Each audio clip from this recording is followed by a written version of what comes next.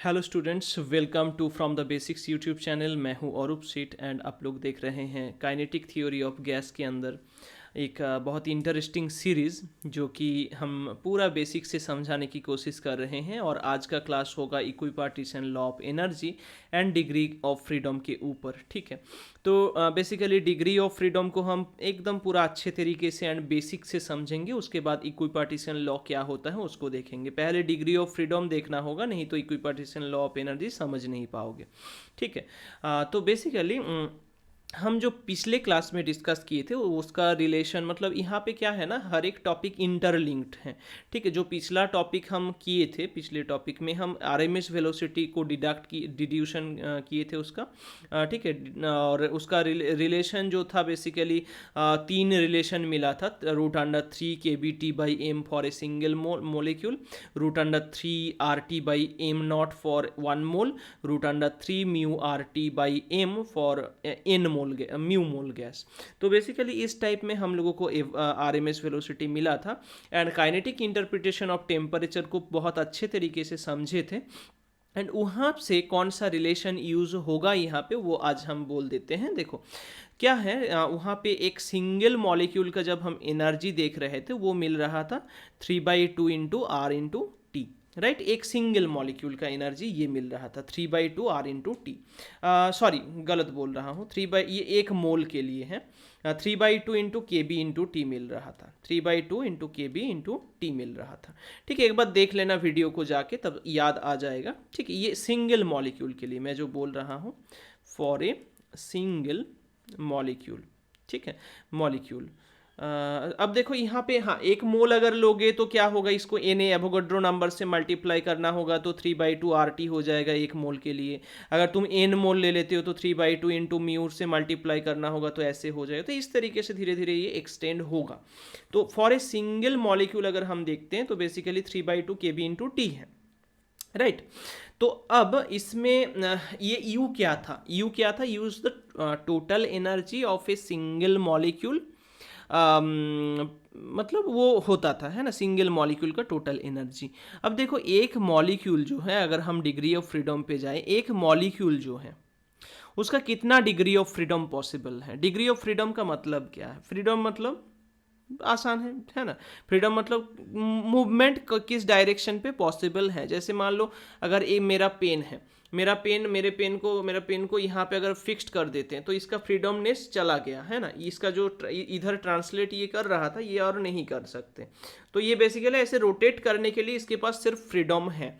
But ऐसे rotation भी कर सकते हैं, ऐसे भी कर सकते हैं, लेकिन इसका ट्रांसलेशनल जो इधर उधर कर रहा था ऐसे ऐसे, ये नहीं होगा। तो ट्रांसलेशनल मोशन का फ्रीडम इसके पास से चला गया। राइट, तो डिग्री ऑफ फ्रीडम को अगर हम पहले डिस्कस करते हैं तो हम तीन टाइप का गैस के बारे में यहाँ पे डिस्कस करेंगे। पहले हम आ जाते हैं मोनो एटॉमिक गैस को, मोनो एटॉमिक गैस के बारे में। ठीक है, उसके बाद हम इसमें आएंगे, कोई इशू नहीं, इसको पूरे अच्छे तरीके से समझेंगे। देखो डिग्री ऑफ फ्रीडम को दो तरीके से डिनोट किया जाता है। एनसीईआरटी पे एफ है और तुम डी से भी डिनोट कर सकते हो। हायर स्टडीज में डी से डिनोट किया जाता है, डी फॉर डिग्री, एंड यहाँ पे एनसीईआरटी पे एफ फॉर फ्रीडम लिखे हैं बेसिकली। तो मोनो एटॉमिक गैस के लिए अगर हम देखें gas molecules, mono atomic gas molecules, तो मोनो एटॉमिक मतलब क्या, एक ही एटॉम है, सिंगल एटॉम है ना। तो वो जो एटॉम है वो किधर किधर मूव कर सकते हैं, एक्स डायरेक्शन पे, वाई डायरेक्शन पे, जेड डायरेक्शन पे, कहीं और कहीं, मतलब तीन डायरेक्शन पे मूव कर सकते हैं ना वो।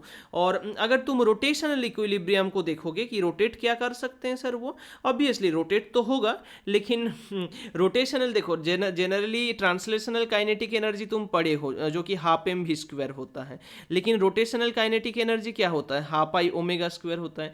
तो मोमेंट ऑफ इनर्शिया के ऊपर डिपेंड करता है ना।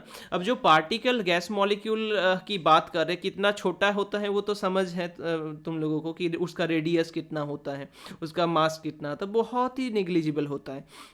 ठीक है, मास के बारे में थोड़ा सा मतलब क्या बोले, थोड़ा और ज़्यादा हो सकता है, लेकिन हम अगर इसमें आए मोमेंट ऑफ रेडियस के, मतलब उसका वॉल्यूम पे, तो पॉइंट पार्टिकल है वो। ठीक है, मास ज़्यादा हो सकता है क्योंकि न्यूक्लियस है। ठीक है ना, न्यूक्लियस है वो उसको हेवी करेंगे, लेकिन मोमेंट ऑफ इनर्शिया की बात करें तो मतलब वो तो पॉइंट मिलेगा ना उसमें, तो आर तो बहुत छोटा है, moment of inertia M R square होता है, आर छोटा है और उसके ऊपर स्क्वायर लगा रहे और छोटा हो जाएगा। तो बेसिकली एक स्फीयर के लिए जैसे मोमेंट ऑफ इनर्शिया मिलता है उस तरीके से उसके लिए भी मिलना चाहिए था, लेकिन मिलेगा नहीं। क्यों? मतलब नेग्लिजिबल हो जाएगा, तो हम टेंस टू जीरो बोल देंगे। ठीक है, तो बेसिकली अगर जीरो हो गया तो इसमें एनर्जी मिला नहीं, रोटेशन मतलब इसके लिए एनर्जी मिला नहीं, बेसिक सा चीज़ है। ठीक है, तो रोटेशनल एनर्जी नहीं है, वाइब्रेशनल एनर्जी नहीं है उसका, मतलब एक एक ऑब्जेक्ट कितना ही वाइब्रेट करे उसका तो ट्रांसलेशनल मोशन होगा, उसका तो कॉलिशन नहीं हो रहा है ना बीच में, तो कॉलिशन नहीं होगा तो वाइब्रेशन कहाँ से आ जाएगा। ठीक है, अब देखो तो इसमें सिर्फ और सिर्फ ट्रांसलेशनल मोशन है मोनो एटॉमिक गैस के लिए। तो एक एटॉम क्या क्या कर सकते हैं, एक्स डायरेक्शन पे जा सकते हैं, वाई एंड जेड तीन डायरेक्शन पे जा सकते हैं। तो बेसिकली इसमें तीन ट्रांसलेशनल मोशन होंगे। देखो तो ट्रांसलेशनल डिग्री ऑफ फ्रीडम, तीन टाइप का डिग्री ऑफ फ्रीडम है। एक है ट्रांसलेशनल डिग्री ऑफ फ्रीडम, ठीक है, वो इसका वैल्यू इसके लिए 3 होगा। ठीक है, और हम शॉर्ट फॉर्म पे इसको लिख रहे हैं, एफ टी बोल दे रहे हैं। ठीक है, ट्रांसलेशनल के लिए 3 होगा, एंड एफ रोटेशनल के लिए एफ आर यूज़ कर रहे हैं, 0 होगा, क्योंकि हम किसी भी डायरेक्शन को उसको अगर रोटेट करें कोई भी एक्सिस लेके तो उसका मतलब इतना पॉइंट मास है उसका तो नेग्लिजिबल हो जाएगा मोमेंट ऑफ इनर्शिया, और वाइब्रेशन भी उसका नहीं है। तो बेसिकली इसका टोटल जो डिग्री ऑफ फ्रीडम होगा साम करके F T plus F R plus F भी करके वो सिंपली 3 आ जाएगा। ठीक है, तो मोनोएटॉमिक गैस का degree of freedom, monoatomic gas molecules का डिग्री ऑफ फ्रीडम होता है 3। ठीक है, 3 होता है। नेक्स्ट डायटोमिक, ठीक है, ये हो गया। नेक्स्ट डायटोमिक, देखो डायटोमिक के लिए क्या होता है, डायटोमिक, डायटोमिक मतलब 2 एटॉम है, राइट, 2 एटॉम्स है, डायटोमिक गैस मॉलिक्यूल। तो डायटोमिक गैस मॉलिक्यूल जहाँ पे हैं वहाँ पे ट्रांसलेशनल हो सकता है, 3 ट्रांसलेशनल ही मिलेगा, क्योंकि मान लो ये डायटोमिक है, यहाँ पे एक एटॉम है, 2 जगह पे ले रहा हूँ, यहाँ पे एक एटॉम है, यहाँ पे एक एटॉम है, और बीच में ऑब्वियसली बॉन्डिंग कुछ होगा तब ना ये ऐसे डायटोम बना रहे हैं, राइट। ऐसे डायटोम बनाने का तो कोई मतलब कुछ उसके बीच में आइदर पाई बॉन्ड या सिग्मा बॉन्ड कुछ ना कुछ है तब ना वो बना रहे हैं, तो बीच में एक बॉन्डिंग है, वो रेस्ट्रिक्शन है बेसिकली, बॉन्डिंग नहीं। ठीक है, वो क्या है, रेस्ट्रिक्शन है। कोई किसका रेस्ट्रिक्शन आ रहे हैं हम, देखो जैसे ये इधर एक मॉलिक्यूल है, यहाँ पे एक मॉलिक्यूल है, ये पूरा पूरा सिस्टम जो डायटोमिक मॉलिक्यूल है ये X direction, Y direction, Z direction तीनों पे ही मूव कर सकता है। तो ट्रांसलेशनल डिग्री ऑफ फ्रीडम कितना होगा, F T is equals to 3।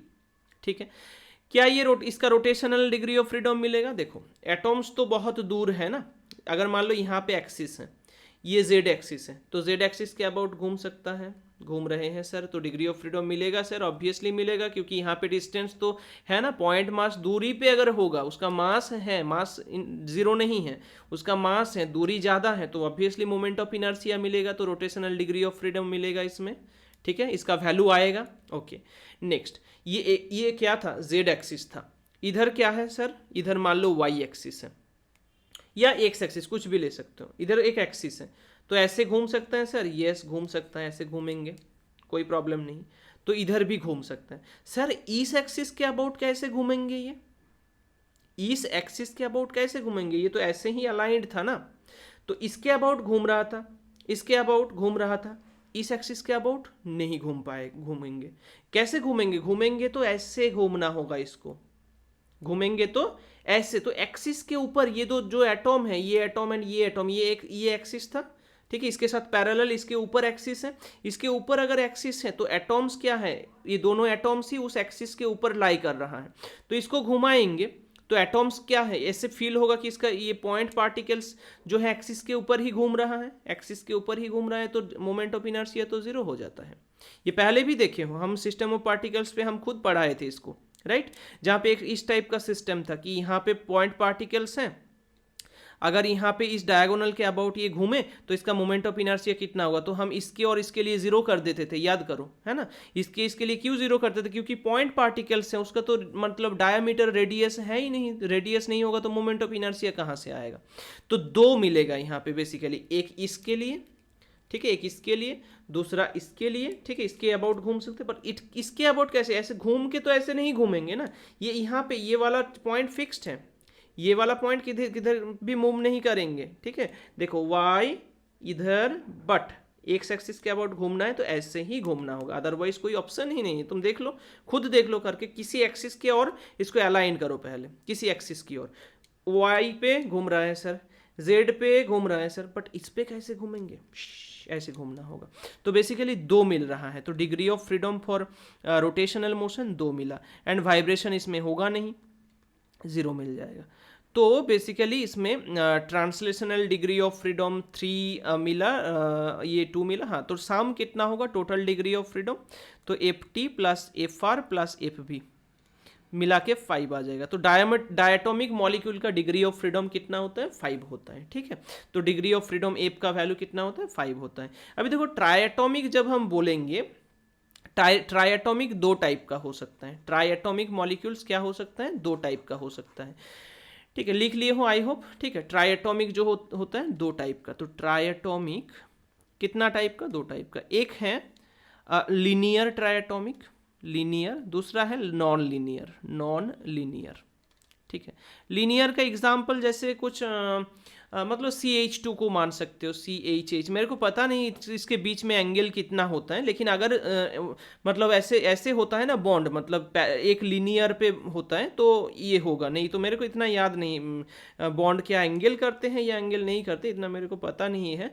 I hope ऐसे ही मतलब 180 ही रहता है इनके बीच में एंगल, ठीक है। एक बार देख लेना चेक करके, ये केमिस्ट्री का चीज़ है, यहाँ पे वैसे ज़्यादा यूज़ नहीं होगा। और इसके लिए तो होता है, ये मेरे को पता है, मतलब वाटर के लिए एच कुछ एंगल होता है 180 समथिंग कुछ होता है, 120 समथिंग, याद नहीं मेरे को, ठीक है। तो नॉन लीनियर मतलब समझ गए हो, जहाँ पे एटॉम्स क्या होंगे, नॉन लीनियर फॉर्म पे होंगे, और लीनियर मतलब एक लाइन पे होंगे वो, ठीक है।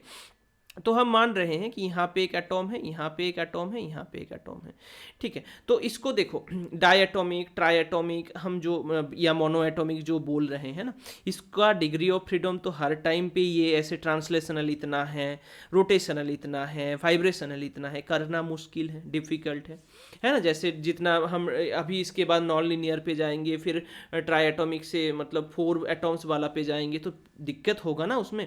तो इसलिए क्या करते हैं ना, एक छोटा सा फॉर्मूला डिराइव की है इसके मदद से, ठीक है। कैसे, किस टाइप का फॉर्मूला सर, तो डिग्री ऑफ फ्रीडम का एक फॉर्मूला है, क्या है देखो, एफ इक्वल्स टू, ठीक है, degree of freedom equals to 3n minus m।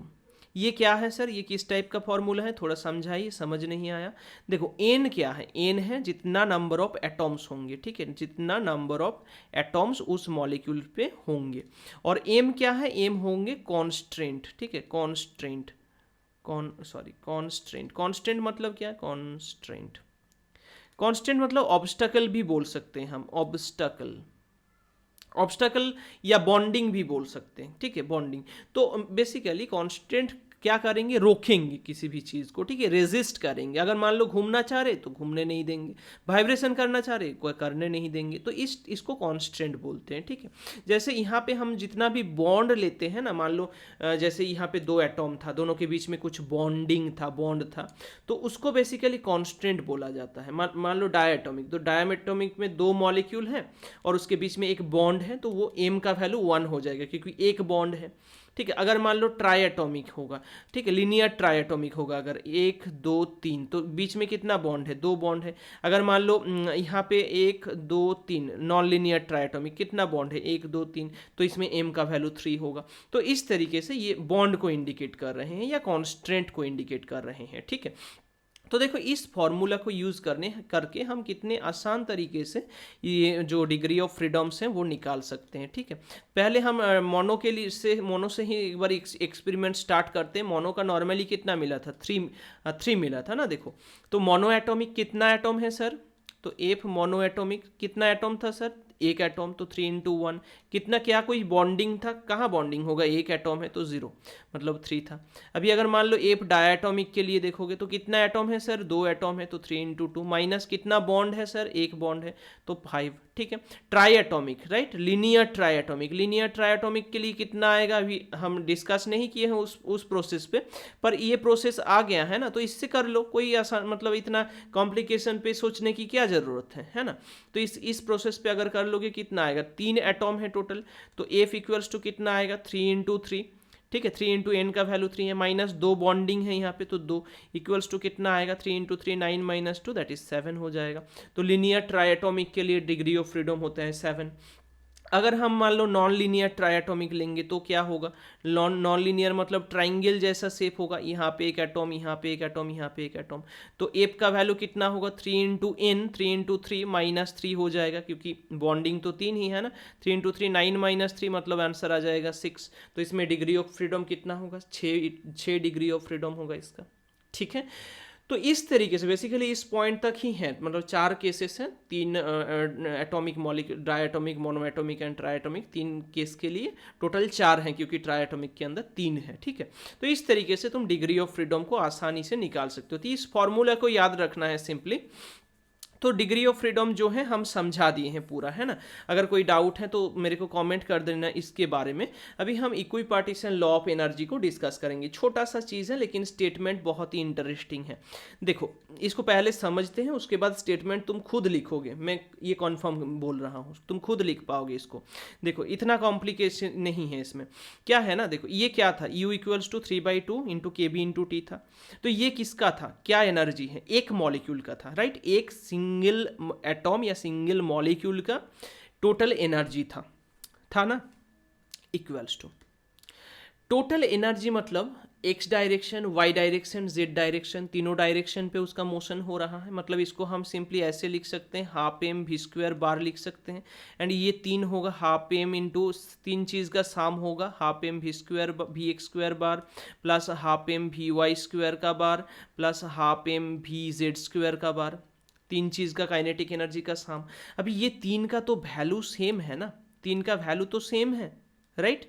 तीनों का वैल्यू अगर सेम होगा और इसमें इसका वैल्यू दिया होगा 3/2 KB इंटू टी, तो हम ऐसे बोल सकते हैं ना कि हर एक जो वेलोसिटी है, हर एक जो एनर्जी है, जैसे मान लो ये भी एक्स है, ये भी एक्स है, ये भी एक्स है, तो तीनों का साम करके कितना मिलेगा, 3x मिलेगा। और इधर कितना है, 3/2 KB इंटू टी है, तो 3 कैंसिल आउट हो जाएगा। एक्स का वैल्यू कितना होगा, half into KB into T. मतलब हर एक एक्स के लिए, मतलब हर एक एनर्जी के लिए, हर एक काइनेटिक एनर्जी के लिए कितना हमारा वैल्यू है, हाफ KB/t, राइट। अब देखो, ये जो हम half M V x square, half M we Y square, half M V Z square लिख रहे थे, ये सिंगल मॉलिक्यूल मतलब मोनो एटॉमिक के लिए कर रहे थे। किसके लिए, मोनो एटॉमिक के लिए, राइट, मोनो एटॉमिक के लिए। सेम तरीके से अगर हम डायटॉमिक के लिए करते तो क्या होता, ये तो 3 रहता ही, लेकिन उसके साथ half into I omega X square मिलता and half into I omega Y square मिलता, या फिर वाई जेड या फिर जेड एक्स, 2 मिलता, ये कोई एक कैंसिल आउट होता। जैसे हम यहाँ पे जेड एक्सिस की और डायटॉमिक को लाई किए हैं, तो एक्स और वाई मिला, सिर्फ एक्स और वाई एक्सिस के अबाउट ही ये घूम सकते हैं, राइट। तो इसलिए दो रोटेशनल, तो 3 ट्रांसलेशनल, 2 रोटेशनल मिला।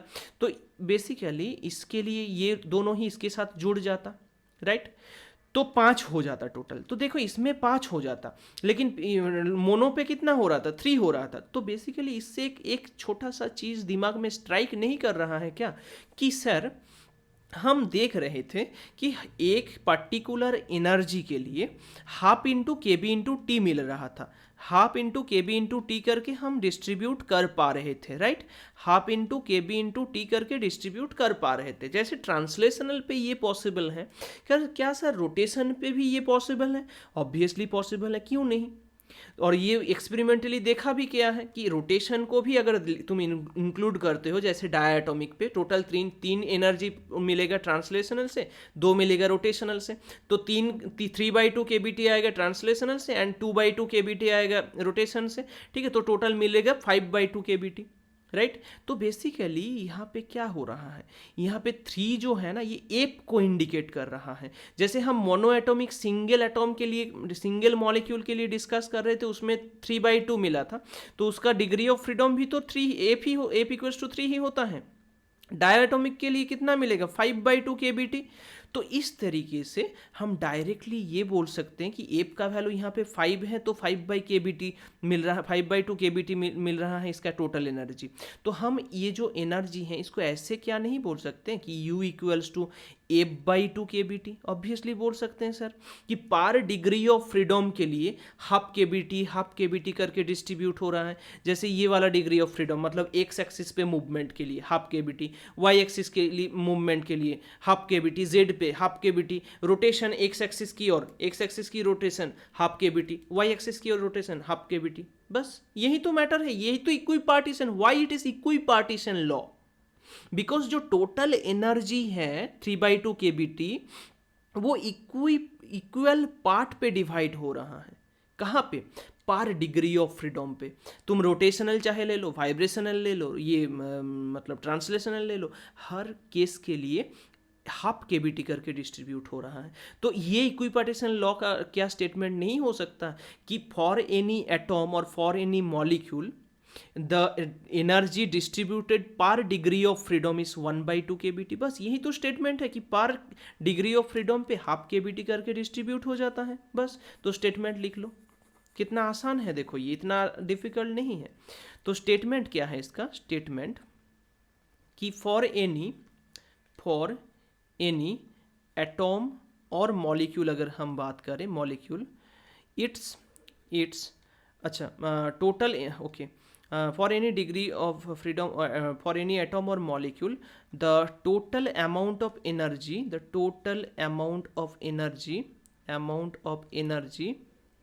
distributed per degree of freedom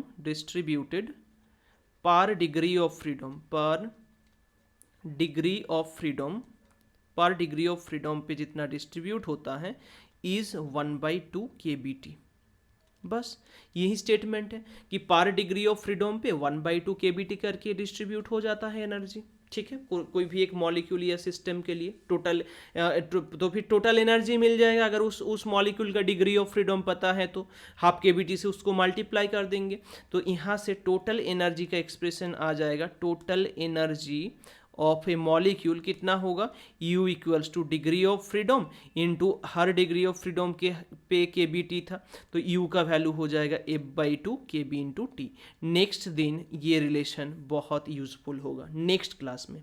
ठीक है, नेक्स्ट क्लास में हम लोग क्या डिस्कस करेंगे? हम Cp एंड Cv के रिलेशन डिस्कस करेंगे, उसका डायरेक्ट वैल्यूज निकालेंगे एंड उसके साथ साथ गामा जो है मतलब ratio of Cp and Cv वो भी देखेंगे। ठीक है, नेक्स्ट क्लास में होगा वो चीज़।